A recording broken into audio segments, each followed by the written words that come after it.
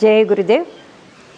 శ్రీరామహంస సహ్యాద్రి ఆశ్రమం ఓడరేవు సముద్ర తీరం నుంచి నేను మీ అందరికీ తెలుసు.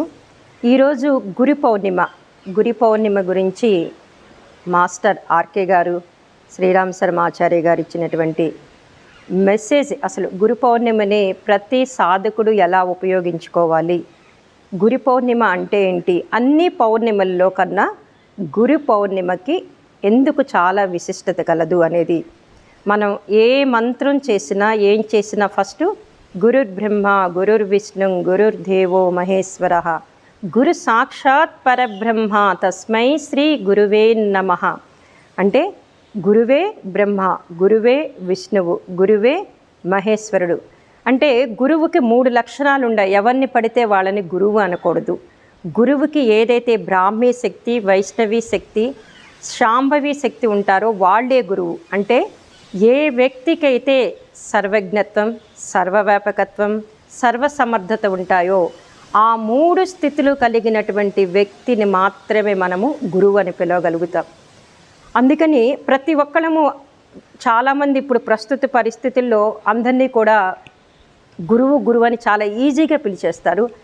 చాలామంది ఆ సర్వజ్ఞత్వము, సర్వవ్యాపకత్వము, సర్వసమర్థత లేకపోయినా కూడా గురువుగా ప్రకటించుకుంటారు. మాస్టర్ ఆర్కే గారు ఎప్పుడు చెప్తారు, ఎవరికైతే సర్వజ్ఞత్వం, వాళ్ళు ఎక్కడ ఎలాంటి దాన్నైనా కూడా ఆ సర్వజ్ఞత్వం కలిగి ఉంటారో, ఆ ఎనర్జీ ఉంటుందో, బ్రాహ్మీ శక్తి ఉంటుందో, అలాగే సర్వవ్యాపకత్వం ఇక్కడ ఉండి ఎక్కడో విశ్వంలో ఎక్కడో చేయగలుగుతారు. అంటే వైష్ణవి శక్తి ప్రపంచం మొత్తం కూడా వ్యాపించి ఉండటాన్ని సర్వవ్యాపకత్వం అంటారు. సర్వసమర్థత అంటే సర్వజ్ఞత్వం ఉండి, సర్వవ్యాపకత్వం ఉండి, సమర్థత లేదనుకోండి, చెయ్యాలని ఉండి సమర్థత లేకపోతే ఉపయోగం ఉండదు. ఈ 3 శక్తులు కలిగి ఉన్నటువంటి వారినే గురువు అంటారు. ప్రతి వ్యక్తి కూడా ఆధ్యాత్మిక జగత్తులో గురు పూర్ణిమను ఎలా ఉపయోగించుకోవాలి, గురు పూర్ణిమ గురువు దగ్గరికి వెళ్ళినప్పుడు ఈ గురు పూర్ణిమ నాడే ఈ సర్వజ్ఞత్వం, సర్వవ్యాపకత్వం, సర్వసమర్థత కలిగినటువంటి గురువు ఆ 3టిని విస్తృతంగా ప్రపంచంలోకి అందజేస్తారు. అప్పుడు సాధకుడు దాన్ని పట్టుకోగలుగుతారు. దీన్ని వ్యాస పూర్ణిమ, మహావీరుడి యొక్క జయంతి అని కూడా అంటారు.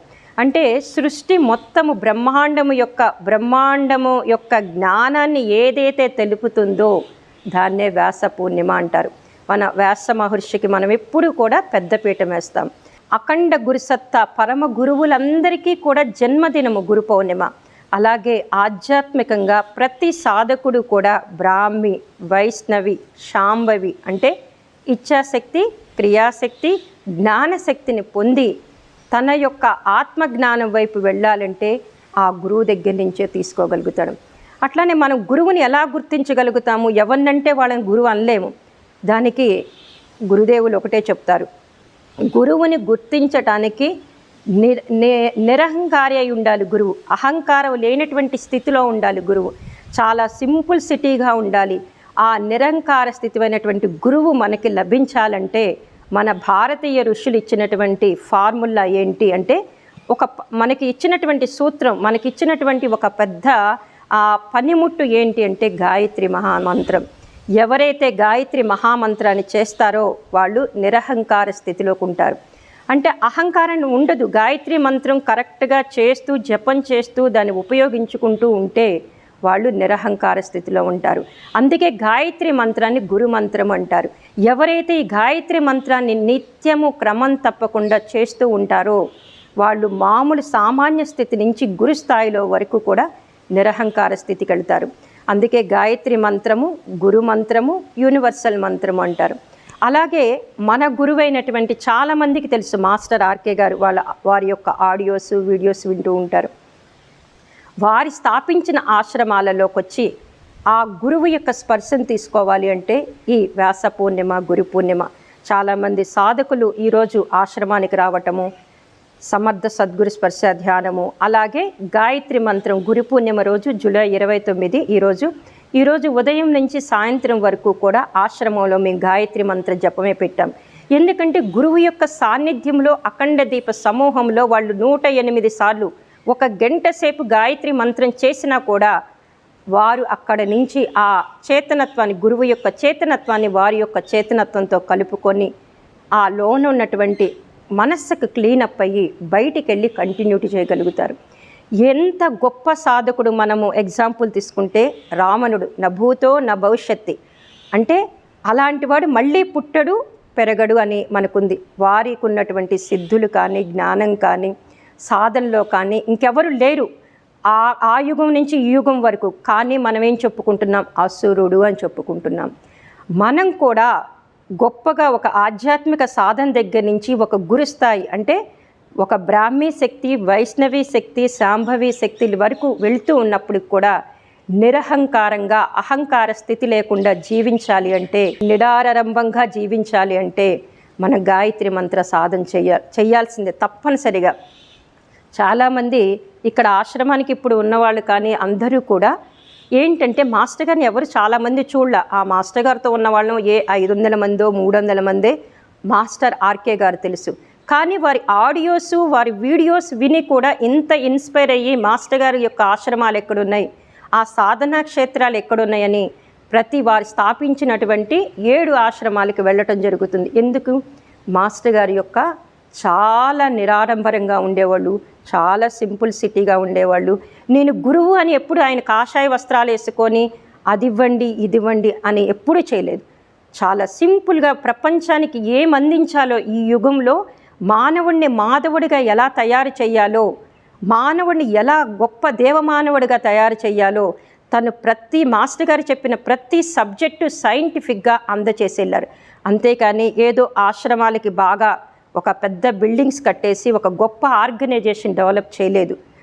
దాన్ని నిజమైన మనం మాస్టర్ ఆర్కే గారిని నిజమైన గురువుగా తీసుకుంటాం. వారేం కాషాయ బట్టలు చాలా అలంకారంతో అలానే వారు ఏదేదో చేయలేదు. కానీ ఇక్కడేం చెప్తున్నారు? మాస్టర్ గారు ఉన్నా లేకపోయినా ఆ నిరాడంబర స్థితి ఎలా కనపడుతుందంటే, మాస్టర్ గారిని చూడనటువంటి వ్యక్తులు కూడా మాస్టర్ గారి లెక్చర్స్ విని ఆధ్యాత్మికంగా అలాగే భౌతిక జీవితంలో ఎలాంటి మార్పులు తెచ్చుకోవాలో వాళ్ళందరూ మార్పు తెచ్చుకుంటున్నారు.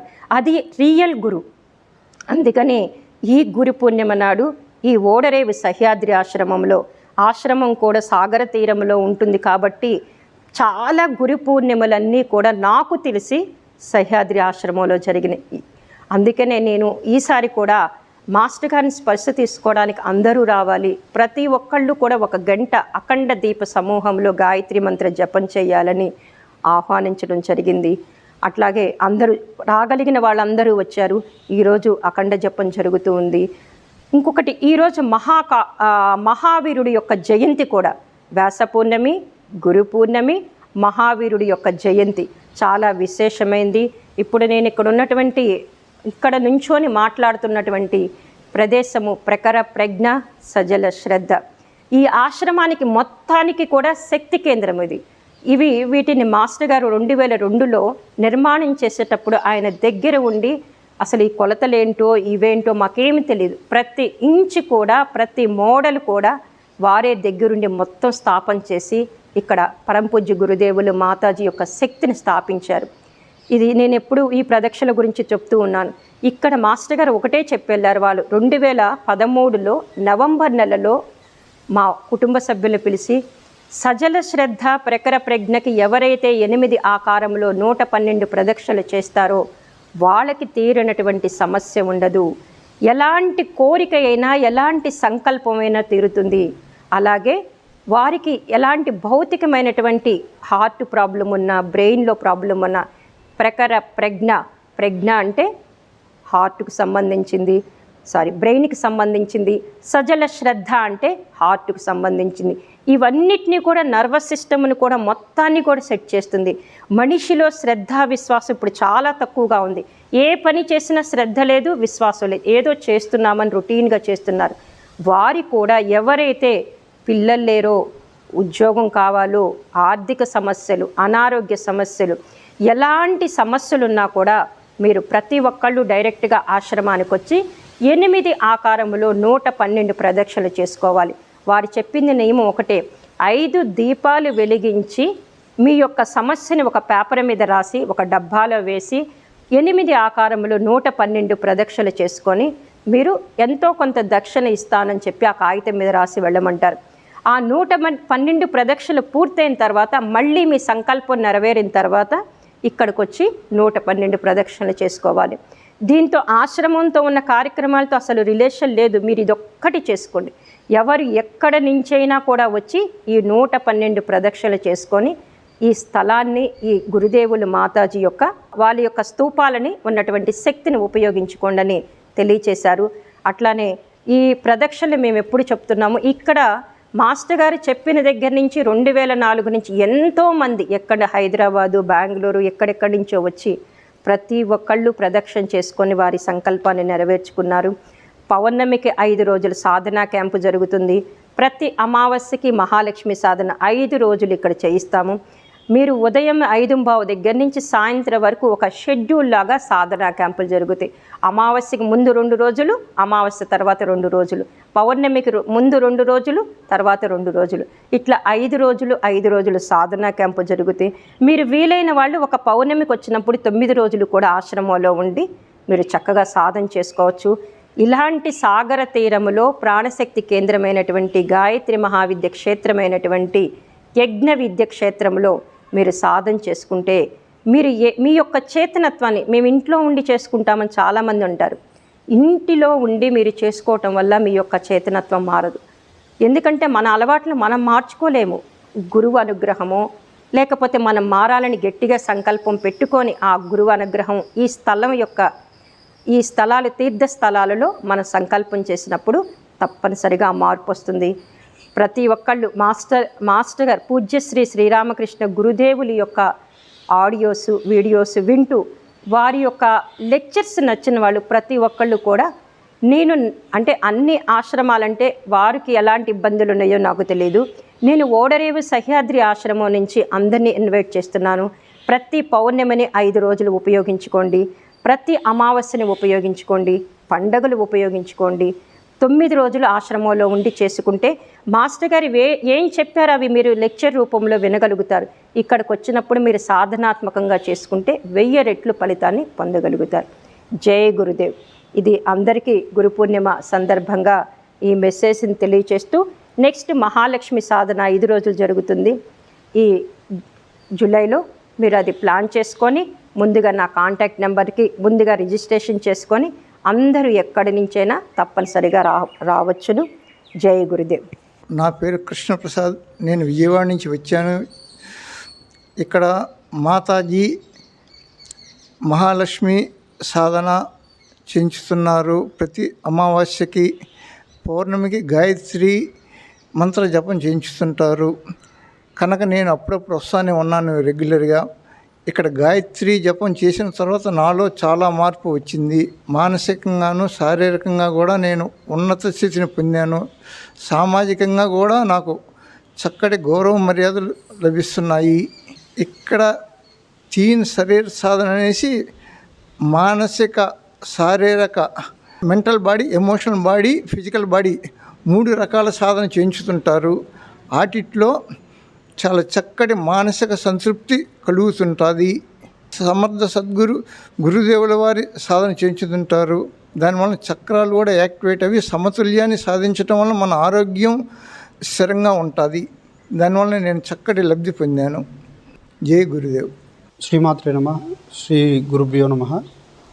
జన్మనిచ్చిన తల్లిదండ్రులకి, గురువర్యులకి నమో నమః. ఈరోజు చాలా పవిత్రమైన రోజు, గురు పౌర్ణమి. రామహంస సహ్యాద్రి ఆశ్రమానికి నేను నా స్నేహితుడు ప్రవీణ్ కుమార్ ద్వారా నేను ఇక్కడికి రావడం జరిగింది. పౌర్ణమి రోజు పౌర్ణమి ధ్యానము మాతాజీ గారు, సుమంగళి గారు మా దగ్గర గురూజీ యొక్క ఉపదేశం ఉన్న పాయింట్స్తో మాకు పౌర్ణమి ధ్యానం చేయించారు. చాలా పాజిటివ్ వైబ్రేషన్స్ ఉన్నింది. అట్ ది సేమ్ టైము ఇక్కడ శ్రీనిలయం దర్శించుకున్నాము. శ్రీనిలయంలో ధ్యానం చేయడం వల్ల చాలా పాజిటివ్ ఎనర్జీస్ ఉంటాయి. గురుదేవుల యొక్క ఎనర్జీ మనపైన కూడా ప్రసరిస్తుంది అని చెప్పేసి చెప్పారు. చాలా పీస్ఫుల్గా ఉంటుంది, చాలా పాజిటివ్ వైబ్రేషన్స్ అంతా ఉంటుంది. అట్ ది సేమ్ టైం ఇక్కడ 8 ఆకారంలో ప్రదక్షిణ చేస్తే కోరుకున్న కోరికలన్నీ తీరుతాయని చెప్పేసి తెలియజేశారు. నేను సాఫ్ట్వేర్ సైడు వర్క్ చేస్తున్నా కానీ ఇలాంటి ఎక్స్పీరియన్స్ ఎలా ఉంటుంది ఏమి అని చెప్పేసి నా స్నేహితుడు చెప్పడం ద్వారా నేను ఇక్కడికి వచ్చాను, ఇక్కడ చూశాను. సో చాలా ఆహ్లాదకరమైన వాతావరణం. సముద్ర తీరాన జపం చేయడం అనేది ఎంతో అదృష్టం ఉంటుంది, ఎంతో ఆహ్లాదకరంగా ఉంటుంది. అట్ ది సేమ్ టైం పీస్ఫుల్గా ఉంటుంది, జ్ఞానానికి మార్గదర్శకంగా ఉంటుందని చెప్పేసి అనిపిస్తుంది. ఎందుకంటే సముద్ర తీరంలో నాకు తెలిసి ఆశ్రమం ఏదైనా ఉండిందంటే నాకు తెలిసినంత వరకు ఇదే అని నేను అనుకుంటున్నాను. అదొక ప్రత్యేకమైన అనుభూతి కలిగిస్తుంది. నాలాగా ఎంతోమంది ఎన్నో సమస్యలు ఫేస్ చేసిన వాళ్ళందరూ కూడా ఇక్కడికి వచ్చి వాళ్ళ ప్రాబ్లమ్స్కి సొల్యూషన్ తీసుకొని వెళ్ళాలని, దీనికి ప్రత్యేకించి చదువుకున్న వాళ్ళే రావాలి లేదంటే ఉద్యోగం చేసే వాళ్ళే రావాలి అలా అంతా ఏం లేదు. ఎవరైనా రావచ్చు, ఏ ప్రాంతమైనా రావచ్చు, ఏ భాష వాళ్ళైనా రావచ్చు.